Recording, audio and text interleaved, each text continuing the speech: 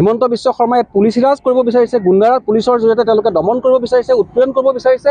গতিকে আজি আমি CPIML দলে গোটেই অসমত প্ৰতিবাদী কাৰ্যসূচীৰ জৰিয়তে আমি এটা কথা ক'ব বিচাৰিছোঁ যে সকলো স্তৰৰ ৰাইজে এক উচ্চস্তৰীয় ঐক্য গঠন কৰি পেলাই বিজেপিৰ এই হিটলাৰী শাসনৰ বিৰুদ্ধে মাৰ বান্ধি থিয় হ'ব লাগে।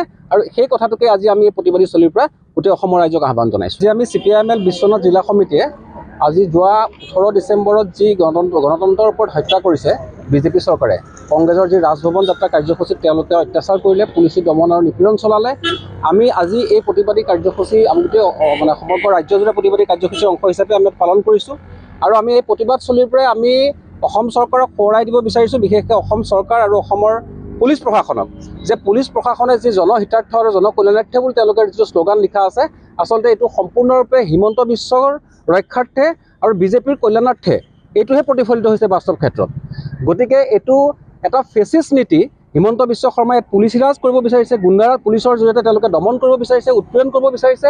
গতিকে আজি আমি CPIML দলে গোটেই অসমত প্ৰতিবাদী কাৰ্যসূচীৰ জৰিয়তে আমি এটা কথা ক'ব বিচাৰিছোঁ যে সকলো স্তৰৰ ৰাইজে এক উচ্চস্তৰীয় ঐক্য গঠন কৰি পেলাই বিজেপিৰ এই হিটলাৰী শাসনৰ বিৰুদ্ধে মাৰ বান্ধি থিয় হ'ব লাগে।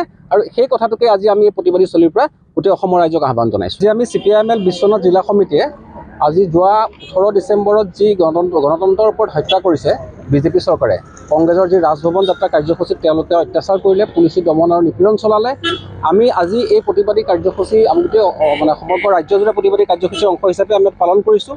আৰু আমি এই প্ৰতিবাদ চলিৰ পৰাই আমি অসম চৰকাৰক সোঁৱৰাই দিব বিচাৰিছোঁ, বিশেষকৈ অসম চৰকাৰ আৰু অসমৰ পুলিচ প্ৰশাসনক, যে পুলিচ প্ৰশাসনে যি জনহিতাৰ্থ আৰু জনকল্যাণাৰ্থে বুলি তেওঁলোকৰ যিটো শ্লোগান লিখা আছে, আচলতে এইটো সম্পূৰ্ণৰূপে হিমন্ত বিশ্বৰ ৰক্ষাৰ্থে আৰু বিজেপিৰ কল্যাণাৰ্থে এইটোহে প্ৰতিফলিত হৈছে বাস্তৱ ক্ষেত্ৰত।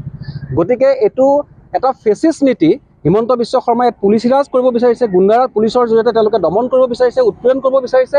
গতিকে আজি আমি CPIML দলে গোটেই অসমত প্ৰতিবাদী কাৰ্যসূচীৰ জৰিয়তে আমি এটা কথা ক'ব বিচাৰিছোঁ যে সকলো স্তৰৰ ৰাইজে এক উচ্চস্তৰীয় ঐক্য গঠন কৰি পেলাই বিজেপিৰ এই হিটলাৰী শাসনৰ বিৰুদ্ধে মাৰ বান্ধি থিয় হ'ব লাগে।